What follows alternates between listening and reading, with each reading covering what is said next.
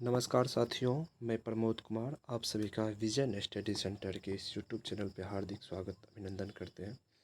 आइए साथियों, आप लोग कोई भी वनडे एग्ज़ाम दीजिएगा तो वहाँ आप लोग को यहाँ से प्रश्न पूछे जाने की संभावना बहुत ज़्यादा बनता है।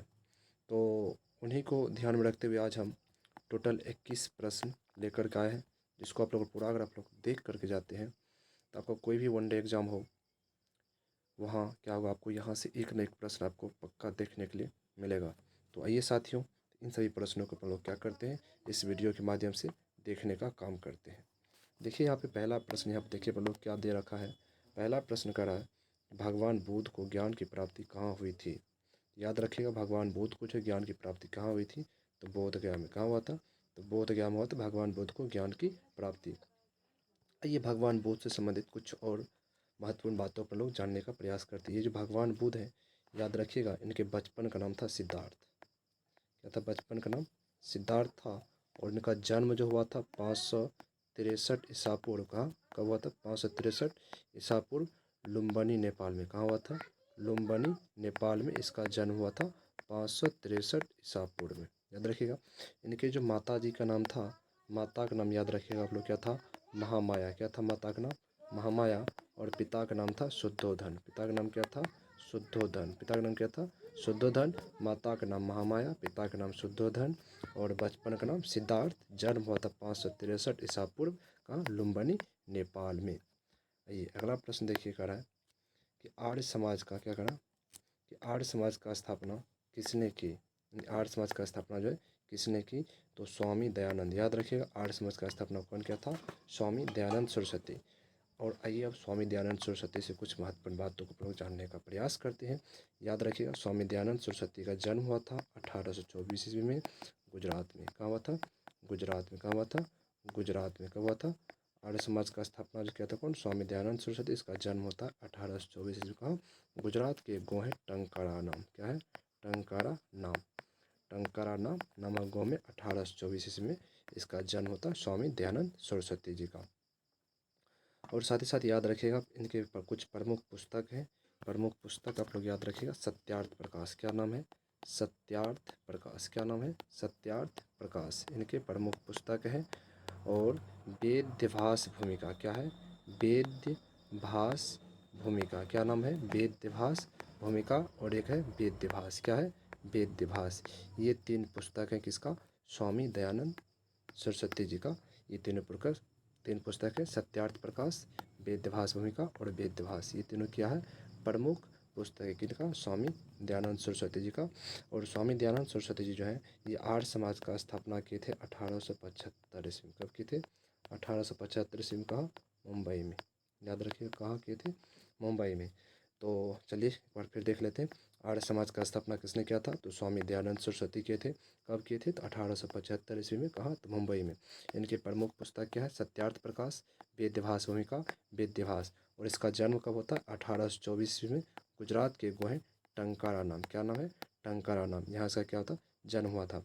इसका आप लोग बचपन का नाम आप लोग याद रख सकते हैं, स्वामी दयानंद सरस्वती के बचपन का नाम था मूल शंकर। क्या नाम था, मूल शंकर। इनके बचपन का नाम क्या था, मूल शंकर। चलिए अगला प्रश्न देखते हैं क्या कर रहा है। देखिए अगला प्रश्न कर रहा है यहाँ पे कि पंजाबी भाषा की लिपि कौन सी है। पंजाबी भाषा की लिपि कौन सी है, याद रखिएगा, पंजाबी भाषा की लिपि कौन सी है, गुरुमुखी। पंजाबी भाषा की लिपि क्या होगा, गुरुमुखी होगा। आगे देखिए करा कि भारत की मुख्य भूमि की दक्षिणतम किनारा कौन सा है। भारत की मुख्य भूमि की दक्षिणतम किनारा कौन सा है, तो कन्याकुमारी। दक्षिणतम किनारा क्या है, कन्याकुमारी।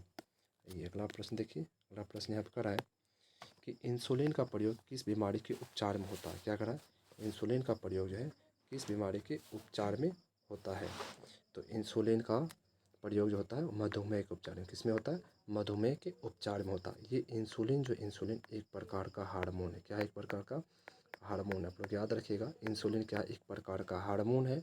और यह स्रावित होता है किससे, अग्नाशय से। किससे स्रावित होता है, अग्नाशय से। किससे स्रावित होता है, अग्नाशय से स्रावित होता है इंसुलिन। और इंसुलिन के का प्रयोग क्या करते हैं, मधुमेह नामक बीमारी के उपचार में हम लोग प्रयोग करते हैं इंसुलिन का। अगला प्रश्न देखिए करा है कि बिहू। क्या करा, बिहू किस राज्य की प्रसिद्ध त्योहार है। बिहू किस राज्य का प्रसिद्ध त्यौहार है? याद रखिएगा असम। असम का क्या है? प्रसिद्ध त्यौहार क्या है? बिहू है। असम का आप लोग राजधानी याद रख सकते हैं, क्या है? दिसपुर है। क्या असम की राजधानी? दिसपुर है। असम की राजधानी क्या है? दिसपुर है। और एक दो बात आप लोग, महत्वपूर्ण बातें आप लोग याद रख सकते हैं कि असम असम में आप लोग याद रख सकते हैं काजीरंगा। क्या याद रख सकते हैं? काजीरंगा राष्ट्रीय अभयारण्य और मानस, कौन सा? मानस राष्ट्रीय अभयारण्य, ये दोनों प्रमुख अभयारण्य है। काजीरंगा और मानस, ये दोनों प्रमुख अभयारण्य कहाँ आपको देखने के लिए मिलेगा? असम में। कहाँ है? असम में। असम की राजधानी कहाँ है? दिसपुर है। और बिहू किस राज्य का प्रसिद्ध त्यौहार है? तो असम का। किसका है? असम का। अगला प्रश्न चलिए देखते हैं। अगला प्रश्न देखिए कह रहा है यहाँ पे कि विटामिन, कौन सा विटामिन आंवले में प्रचुर मात्रा में मिलता है? कह रहा है कौन सा विटामिन आंवले में, कह रहा प्रचुर मात्रा में मिलता है? तो विटामिन कौन सा मिलता है? Vitamin C. कौन सा मिलता है? विटामिन सी मिलता है। कौन सा मिलता है? Vitamin C. और आप लोग याद रख सकते हैं विटामिन सी के प्रमुख स्रोत, जैसे आप लोग याद रख सकते हैं खट्टा फल। क्या याद रख सकते हैं? खट्टा फल के अंतर्गत जैसे आप लोग क्या सब आ जाएगा? जैसे संतरा आ जाएगा। क्या आ जाएगा? संतरा आ जाएगा। नींबू आ जाएगा। क्या आ जाएगा? नींबू आ जाएगा। ये सब के सब क्या है? विटामिन सी के क्या है? प्रमुख स्रोत है। क्या है? विटामिन सी के प्रमुख स्रोत है। आप लोग विटामिन सी का रासायनिक नाम आप लोग याद रख सकते हैं एस्कॉर्बिक एसिड। क्या नाम है? Ascorbic acid. क्या होगा? Ascorbic acid. क्या है? Ascorbic acid. क्या है? Ascorbic acid. यानी विटामिन सी का रासायनिक नाम आप लोग याद रखिएगा एस्कॉर्बिक एसिड। क्या याद रखिएगा? Ascorbic acid. और विटामिन सी की कमी से कौन सा रोग होता है? स्कर्वी। कौन सा रोग होता है? स्कर्वी रोग। कौन सा रोग होता है? स्कर्वी रोग होता है। और आंवला किस विटामिन प्रमुख स्रोत है? विटामिन सी का। जितना भी खट्टा पदार्थ है, संतरा हो गया, नींबू हो गया, इमली हो गया, अंगूर हो गया, इन सब में क्या होता है? विटामिन सी क्या होता है? पाया जाता है। क्या होता है? विटामिन सी पाया जाता है। विटामिन सी का रासायनिक नाम आप लोग याद रखिएगा एस्कॉर्बिक एसिड होता है। विटामिन सी की कमी से कौन सा रोग होता है? स्कर्वी रोग होता है। ये अगला प्रश्न देखिए क्या करा है। अगला प्रश्न है भारत का प्रथम गवर्नर जनरल कौन था? भारत का प्रथम गवर्नर जनरल कौन था? तो याद रखिएगा भारत का प्रथम गवर्नर जनरल कौन था? तो विलियम बेंटिंग था। कौन था? विलियम बेंटिंग था। ये विलियम बेंटिंग जो है ये भारत में क्या कहते हैं? गवर्नर जनरल के पद पे कब से कब तक रहते हैं? 1828 से 1835 तक। कब तक रहते हैं? 1828 से 1835 तक। देखिए भारत का एक प्रमुख क्या कह सकते हैं प्रथा, सती प्रथा। क्या था? सती प्रथा। ये सती प्रथा को 1829 में, कब? 1829 में सती प्रथा विरोधी कानून किसके सहयोग से? तो राजा राम मोहन राय। किसके सहयोग से? राजा राम मोहन राय के सहयोग से, यानी भारतीय राजा राम मोहन राय के सहयोग से विलियम बेंटिंग जो है 1829 में सती प्रथा के विरोध में कानून ला करके सती प्रथा को समाप्त करने का काम किया। क्या किया? राजा राम मोहन राय के सहयोग से विलियम बेंटिंग जो है 1829 में सती प्रथा के विरोध में कानून बना करके सती प्रथा को समाप्त करने का काम किया। याद रखिएगा भारत का प्रथम गवर्नर जनरल तो विलियम बेंटिंग।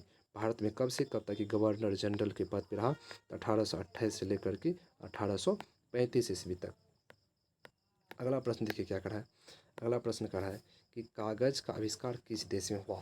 कागज का आविष्कार किस देश में हुआ? तो याद रखिएगा कागज का आविष्कार किस देश में हुआ? चीन में हुआ। कहाँ हुआ? चीन में हुआ। याद रखिएगा कागज का आविष्कार कहाँ हुआ? चीन में हुआ। चीन का एक व्यक्ति था केलून। कौन था? केलून। कौन था? केलून। केलून को ही कहा जाता है, क्या कहा जाता है केलून को? केलून जो है इन्हीं को कागज का आविष्कारक के रूप में जाना जाता है। यहाँ से चीन का राजधानी आप लोग याद रखिएगा, चीन की राजधानी क्या है? बीजिंग है। क्या है? बीजिंग है। क्या चीन की राजधानी क्या है? बीजिंग है। चीन की राजधानी क्या है? बीजिंग है। चीन की राजधानी क्या है? बीजिंग है। अगला प्रश्न देखिए आप कहा है कि भारत का कौन सा राज्य तीन ओर बांग्लादेश से घिरा हुआ है? कहा है भारत का कौन सा ऐसा राज्य है जो तीन ओर से, कितने ओर से? तीन ओर से बांग्लादेश से क्या है? घिरा हुआ है। तो राज्य कौन सा होगा? त्रिपुरा। कौन सा होगा? त्रिपुरा। कौन सा होगा? त्रिपुरा। त्रिपुरा की राजधानी आप लोग याद रख सकते हैं, क्या होगा? अगरतला। क्या होगा राजधानी इसका? अगरतला। ये अगला प्रश्न देखिए क्या कर रहा है। अगला प्रश्न कर रहा है कि भारत के किस स्थान को मरुस्थल की राजधानी कहा जाता है? भारत के किस स्थान को, भारत के किस स्थान को मरुस्थल की राजधानी कहा जाता है? तो वह स्थान कौन सा है? जैसलमेर। कौन सा है? जैसलमेर। यानी जैसलमेर को जो है मरुस्थल की राजधानी कहा जाता है। मरुस्थल की राजधानी किसको कहा जाता है? जैसलमेर को। अगला प्रश्न देखिए क्या करा है। अगला प्रश्न करा है कि अरावली और क्या करा है? अरावली और विंध्य श्रृंखलाओं के बीच कौन सा पठार है? अरावली और विंध्य श्रृंखलाओं के बीच कौन सा पठार है? तो कौन सा पठार होगा?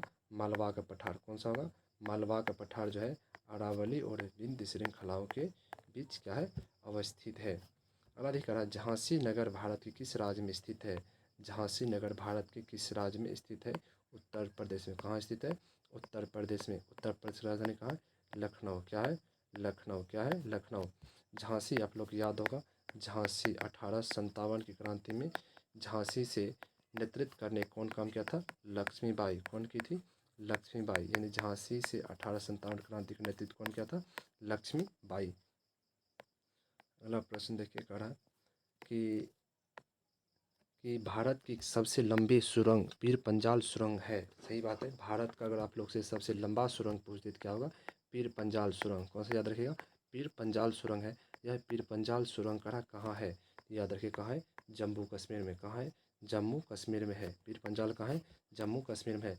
याद रखिएगा पीर पंजाल का ही दूसरा नाम है बनिहाल दर्रा। क्या? बनिहाल रेलवे सुरंग। क्या? बनिहाल रेलवे सुरंग। क्या है? बनिहाल रेलवे सुरंग। बनिहाल रेलवे सुरंग। यानी पीर पंजाल सुरंग का ही दूसरा नाम क्या है? बनिहाल रेलवे सुरंग के नाम से जानते हैं पीर पंजाल सुरंग को। यह देखिए ये पीर पंजाल सुरंग जो है इनकी टोटल लंबाई आप लोग याद रख सकते हैं 11.2 किलोमीटर। 11.2 किलोमीटर है। कितना है टोटल इसका लंबाई? 11.2 किलोमीटर है।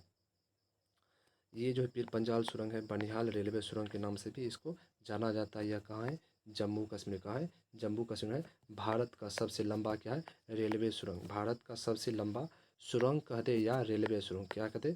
रेलवे सुरंग कहते। क्या कहते? रेलवे सुरंग। अगर रेलवे सुरंग भी कहेगा तो आप लोग क्या कीजिएगा? पीर पंजाल सुरंग जो है यही क्या है? भारत का सबसे लंबा रेलवे सुरंग है। इसकी टोटल लंबाई कितना है? 11.2 किलोमीटर। कहाँ है यह? जम्मू कश्मीर में है। आइए अगला प्रश्न देखते हैं क्या कर रहा है। देखिए अगला प्रश्न कर रहा है कि भारत और पाकिस्तान क्या कर रहा है? भारत और पाकिस्तान के बीच सीमा रेखा का निर्धारण किसने किया था? भारत और पाकिस्तान के बीच की सीमा रेखा का निर्धारण किसने किया था? तो वह किसने किया था? सर सिरिल जॉन रेडक्लिफ ने। कौन किया था? Sir Cyril John Radcliffe. कौन किया था? Sir Cyril John Radcliffe. याद रखिएगा यह जो रेडक्लिफ साहब हैं इन्हीं के नाम पे क्या है? भारत और पाकिस्तान की सीमा रेखा का नाम भी है। क्या है? सीमा रेखा का नाम। भारत और पाकिस्तान के बीच की सीमा रेखा का नाम क्या आप लोग याद रखिएगा? रेड क्लिफ है। क्या है? रेड क्लिफ है। क्या है? Red Cliff. यह जो रेड क्लिफ नाम का व्यक्ति जो है भारत और पाकिस्तान के बीच की सीमा रेखा का निर्धारण जो किया था इसलिए इन्हीं के नाम अब क्या पड़ गया? Red Cliff. तो आप लोग याद रख सकते हैं यहाँ दोस्त, आप लोग याद ये रख सकते हैं कि भारत और चीन। यहाँ देखिए भारत और चीन। भारत और चीन के बीच की सीमा रेखा का नाम आप लोग याद रख सकते हैं मैकमोहन। क्या है? मैकमोहन। क्या है? मैकमोहन। भारत और चीन के बीच की सीमा रेखा का नाम क्या है? मैकमोहन। और आप लोग याद रख सकते हैं भारत और अफगानिस्तान। भारत और अफगानिस्तान। अफगानिस्तान। भारत और अफगानिस्तान के बीच की सीमा रेखा का नाम आप लोग याद रख सकते हैं डुरंड रेखा। क्या याद रख सकते हैं? डुरंड रेखा। क्या याद रख सकते हैं? डुरंड रेखा। क्या याद रख सकते हैं? डुरंड रेखा। अगर आपसे पूछते भारत और श्रीलंका तो याद रखिएगा भारत और श्रीलंका के बीच का सीमा रेखा पाक जल डमरू। क्या होगा? पाक जल डमरू। भारत और श्रीलंका के बीच की सीमा रेखा का नाम क्या याद रखिएगा? पाक जल डमरू। यानी पाक जल डमरू जो है ये भारत और श्रीलंका के बीच की सीमा रेखा का नाम है। भारत और पाकिस्तान के बीच की सीमा रेखा का नाम क्या होगा? रेड क्लिफ होगा। भारत और चीन के बीच की सीमा रेखा का नाम मैकमोहन रेखा। भारत और अफगानिस्तान के बीच की सीमा रेखा का नाम डुरंड रेखा। ये अगला प्रश्न देखिए क्या करा। अगला प्रश्न कह रहा है कि भारत का क्या करा, भारत का कौन सा राज्य चीन, नेपाल और भूटान की सीमा को स्पर्श करता है? भारत का कौन सा राज्य जो चीन, नेपाल, भूटान तीन देश है, चीन, नेपाल और भूटान की सीमा रेखा को स्पर्श करता है? तो कौन है वो राज्य? सिक्किम। कौन सा है वो राज्य?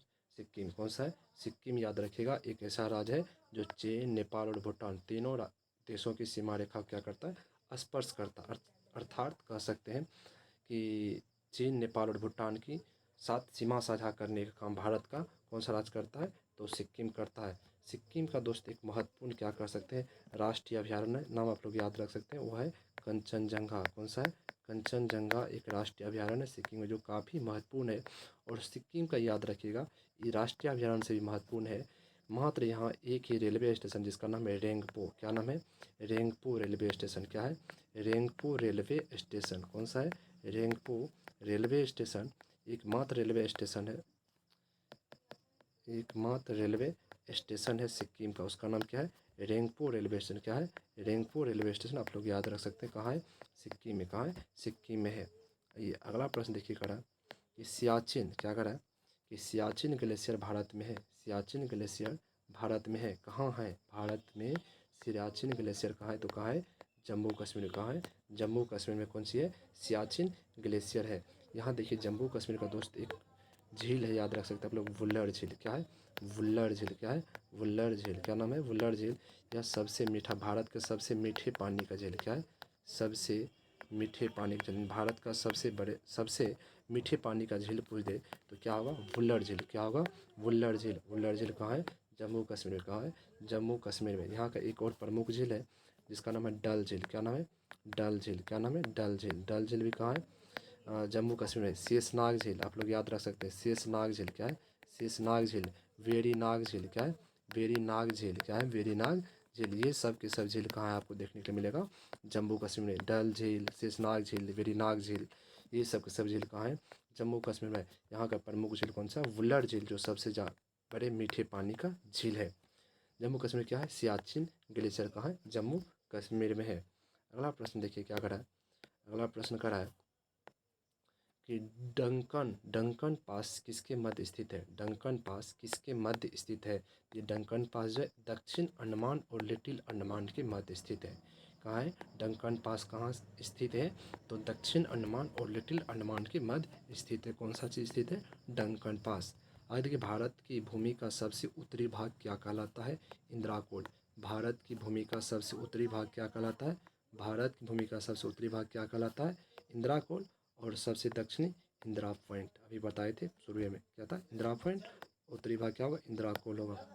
अगला प्रश्न देखिए क्या कर रहा है। अगला प्रश्न कर रहा है कि इस भारत में सबसे पहले सूर्य किस राज्य में निकलता है? भारत में सबसे पहले सूर्य किस राज्य में निकलता है? तो अरुणाचल प्रदेश में। कहाँ निकलता है? अरुणाचल प्रदेश में सबसे पहले क्या होता है? सूर्य निकलता है। यहाँ का प्रमुख एक राष्ट्रीय उद्यान है जिसका नाम है नामदफा। क्या नाम है? नामदफा राष्ट्रीय उद्यान। कहाँ है नामदफा राष्ट्रीय उद्यान? तो अरुणाचल प्रदेश में। कहाँ है? अरुणाचल प्रदेश में। यहाँ की एक प्रमुख त्यौहार है जिसका नाम है लोसार त्यौहार। कौन सा है? लोसार त्यौहार। कहाँ मनाया जाता है लोसार त्यौहार? तो अरुणाचल प्रदेश। कहाँ मनाया जाता है? अरुणाचल प्रदेश में। अरुणाचल प्रदेश की राजधानी कहाँ है? ईटानगर। कहाँ है? ईटानगर। कहाँ है? ईटानगर। चलिए दोस्तों, ये टोटल 21 प्रश्न था। ये 21 प्रश्न आप लोग पूरा देख लें और आपको यहाँ से देखिएगा आपको 100% हम गारंटी के साथ करेंगे। आपको हर एक प्रकार के एग्ज़ाम, कोई भी आप लोग वनडे एग्ज़ाम दीजिएगा, अगर वहाँ आपको जीके का क्वेश्चन पूछा जा रहा है, जन सामान्य ज्ञान से संबंधित प्रश्न अगर पूछा जा रहा है, तो यहाँ से ज़रूर आपको एक न एक प्रश्न आपको देखने को मिलेगा। तो चलिए साथियों, वीडियो पसंद आया हो तो ज़रूर आप हमारे वीडियो को लाइक करके साथ ही साथ चैनल को सब्सक्राइब करके हमसे जुड़ जाए।